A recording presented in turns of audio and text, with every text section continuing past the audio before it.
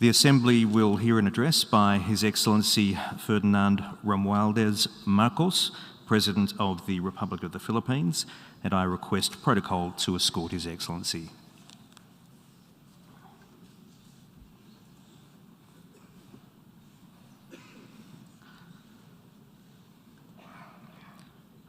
On behalf of the General Assembly, I have the honour to welcome His Excellency Ferdinand Romualdez Marcos, President of the Republic of the Philippines, and to invite him to address the Assembly. Mr. President, Excellencies, I am Ferdinand Marcos, and I am the President of the Republic of the Philippines. I stand today on behalf of 110 million Filipinos. At this time of crisis and opportunity, I bring with me the spirit of their enduring commitment to the ideals of our United Nations. This commitment is reflected in our solid contributions to the cause of peace and of justice. By shepherding the Manila Declaration of 1982, we helped affirm that differences should only be resolved through peaceful means. By reinforcing the predictability and stability of international law, particularly the 1982 United Nations Convention on the Law of the Sea, we provided an example of how states should resolve their differences through reason and through right. These two contributions provide useful guidance for our time, for amidst challenging global tides, an important ballast stabilizes our common vessel. That is, our open, inclusive, and rules-based international order that is governed by international law and informed by the principles of equity and of justice. As I have underscored, the Philippines shall continue to be a friend to all and an enemy of none. This world order traces its roots to 77 years ago. Your first Asian predecessor, Mr. President, General Carlos P. Romulo, called on our leaders then to make this floor our last battlefield, to determine in this hall whether humanity is to survive or be wiped out in another Holocaust. Our peoples chose survival. They chose cooperation. They chose peace. And by doing so, they made history. Today, history once again calls to us to make these choices. We are confronted by tectonic shifts that will inform the ebb and flow of this coming century. Of these, I see four challenges to the continued survival of our global community. First is climate change. The time for talk about if and when has long since passed. It is here. It is now. Climate change is the greatest threat affecting our nations and our peoples. There is no other problem so global in nature that it requires a united effort, one led by the United Nations. The effects of climate change are uneven and reflect an historical injustice. Those who are least responsible suffer the most. The Philippines, for example, is a net carbon sink. We absorb more carbon dioxide than we emit. And yet, we are the fourth most vulnerable country to the effects of climate change. This injustice must be corrected, and those who need to do more must act now. We accept our share of responsibility and will continue to do our part to avert this collective disaster. We call on the industrialized countries to immediately fulfill their obligations under the United Nations Framework Convention on Climate Change and the Paris Agreement, to cut their greenhouse gas emissions, provide climate financing, and technology transfer for adaptation for the most vulnerable and developing countries, to lead by example. We look forward to concrete outcomes at the Conference of Parties in Egypt later this year. When future generations look back, let them not ask why we did not take this opportunity to turn the tide. Why did we continue in our profligate ways until it was too late? This threat knows no borders, no social class, nor any geopolitical consideration. How we address it will be the true test of our time. Second, the development of advanced technologies is rapidly transforming human life and experience. We still barely understand how these transformations are unfolding and where they are leading. The imminent diffusion of these emerging technologies could solve many of our old problems, but they could also disrupt our political and social orders. Our governance structures must keep up. Third, widening geopolitical polarities and sharpening strategic competitions are transforming the international political landscape. A profound lack of trust is putting enormous strains on our multilateral system. Our very charter is being violated around the world as we speak. In Asia, our hard-won peace and stability is under threat by increasing strategic and ideological tensions. These behoove us to uphold the ideals that led to the establishment of this Parliament of Nations, and to reject any attempt to deny or redefine our common understanding of these principles. Even as we grapple with these new long-term shifts, we remain beset by an unresolved problem. Inequalities and inequities within and among countries continue to persist, and they continue to demand urgent action. Therein lies our fourth transcendent challenge. This injustice was evident during the pandemic, when the richer nations immediately received vaccines at the expense of the have-nots. We see, for example, the dangers of this lurking in the persistent digital divide and in ballooning debt burdens. As we awaken from the economic stupor caused by the pandemic, we must reinvigorate the world economy. We must use public and private resources to encourage the expansion of trade, investment, and technology transfers to accelerate development. Knowledge and intellectual gains must flow freely to allow those lagging behind to catch up. Sustainable development will be hampered to the detriment of all if existing structures in the global economy remain unreformed. Mr. President, in these past 3 decades, Filipinos have achieved significant strides on our path to sustainable development. Despite the challenges of the pandemic and the global economic upheavals, we remain on track to reach upper middle income status by next year. With steady investment in food, public health, education, and other social services, we expect to become a moderately prosperous country by 2040. I am confident that we will achieve this vision. Yet, no nation stands alone. The achievement of our national ambition requires a global environment that creates conditions that allow all nations, including ours, to thrive in peace. We need the United Nations to continue to work, and we, the Philippines, are determined to be part of that solution. The Philippines did not hesitate to donate to the COVAX facility that helped provide vaccines in many parts of the developing world. Multilateralism and international cooperation do make a difference.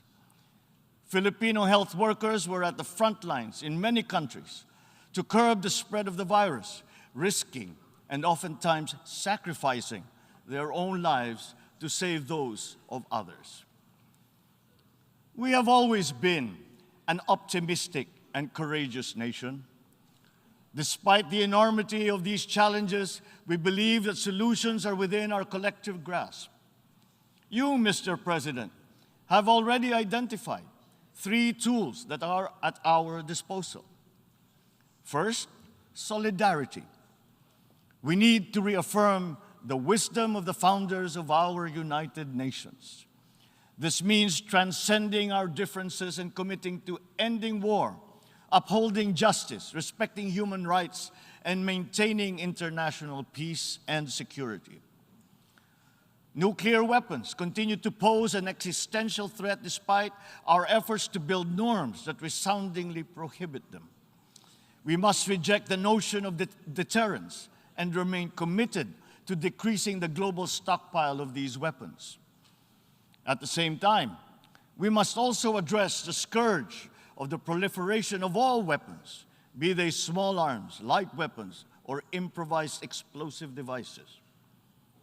Our work must also focus on ensuring that the international system remains fair, not only for all states, but more importantly, for all peoples.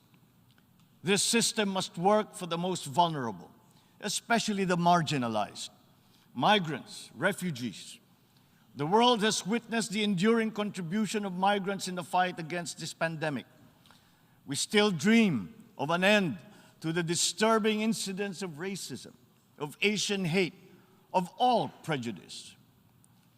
The Philippines United Nations Joint Program on Human Rights is an example of a constructive approach that puts our people, not our politics, at the center of this work. It provides a model for revitalizing the structures that facilitates solidarity between the United Nations and the sovereign duty bearer. Our continued solidarity will also benefit from a reformed and more inclusive Security Council and an empowered General Assembly that can hold the Council to account. At the same time, the United Nations must forge ahead with its flagship tradition of global peacekeeping. My country's experience in building peace and forging new paths of cooperation can enrich the work of the Security Council, and to this end, I appeal for the valuable support of all UN member states for the Philippines' candidature to the Security Council for the term of 2027 to 2028. Our success in the Bangsamoro Autonomous Region of Muslim Mindanao in the south of the Philippines is a centerpiece of these efforts. The peace that we have forged after many decades of conflict among warring factions and clansmen demonstrates that unity is possible even in the most trying circumstances. Inclusive dialogue involving all stakeholders, including women, the youth, faith leaders, and civil society, conducted with patience and good faith, has produced a credible and solid foundation for self-government that paves the way for lasting peace and sustainable development. We take the same approach in Asia. The Philippines builds partnerships for peace and development through dialogue, including through interfaith and interreligious dialogue, especially through ASEAN. In the face of great diversity, we believe that partnerships form the bridge to unite all of us in promoting peace and stability in the Asia-Pacific region. Our global community is only as strong as we make it. We need to ensure that all nations, especially developing countries, are equipped with the tools they need to navigate the uncharted waters of this century. This requires a transformative development agenda. We therefore welcome the Summit of the Future next year as an opportunity to collectively roll up our sleeves and chart our common path. Second, sustainability. We must seek solutions that preserve our planet. These solutions must transcend our time and win the future for the succeeding generations. We crafted the 2030 Agenda for Sustainable Development as a platform of unity where our societies can build a future that is resilient and that is inclusive, where our people can be healthy, happy, and secure. This requires investment in food security, the fragility of which has been clearly demonstrated by the pandemic and the conflict in Ukraine. We need to take concrete steps towards a modern and resilient agriculture. For food is not just a trade commodity, nor is it just a livelihood. It is an existential imperative and a moral one. It is the very basis of human security. To attain food self-sufficiency and security, we are providing innovative solutions and financial support to farmers and fisherfolk to adapt new technologies and connect to national and global value supply chains. We look forward to forging cooperation with the UN and our partners to boost agricultural productivity and food security. As hosts to 17 UN agencies, programs, and funds, the Philippines strongly supports reforms to ensure that the UN development system delivers as one through its UN country team. Water connects our world and sustains our existence, but it is also a finite resource that requires our stewardship. Equally important, our biodiversity must be protected amidst the continuing challenge of climate change. We must enhance our cooperation in these areas. But sustainability also requires development policies that go beyond the traditional metrics. We already know that the gross domestic product is an incomplete measure of progress and that vulnerability is multidimensional. Our development agenda must also take into account the interest of all developing nations, including middle-income countries where the majority of the world's poor live. At the same time, sustainability means equipping our people with the tools they need to meet the challenges of the fourth industrial revolution. Investments in education are key, and my administration is prepared to make such investments. The Philippines notes with appreciation the Transforming Education Summit held earlier this week, at which these subjects were taken up.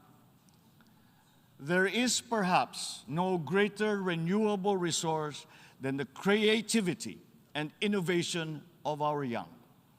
We understand the value of harnessing our people's talents by creating a robust and creative economy.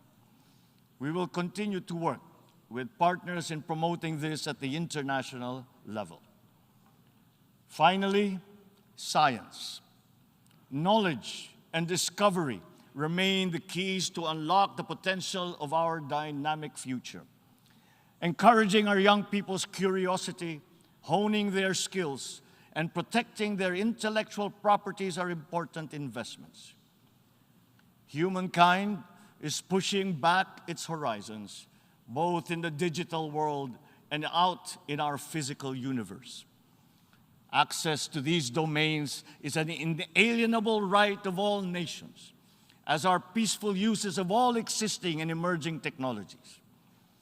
The Philippines is preparing for the future by laying the governance framework that will allow us to harness the power of renewable energy, develop the capacity to utilize the life sciences, such as medicine and virology, pursue digital solutions towards a more modern economy, and expand our presence in outer space. But we also need to update the global structures that facilitate international cooperation on the peaceful uses of nuclear energy, biology, chemistry, to name but a few. At the same time, we need new structures to govern rapid advances in other areas. We need to start by defining the norms of responsible behavior in cyberspace and outer space, and forming legal rules that will prevent the weaponization of artificial intelligence. The diffusion of cutting-edge technology across the economy is promising, but they could come at a cost. Our development agenda must consider the possible displacement of human labor as a result of advances in automation. We must prepare our economic structures for this. We should start building the necessary supports for those sectors affected. Mr. President, the transcendent challenges of our time are as consequential as those that faced us 77 years ago when we founded this august body.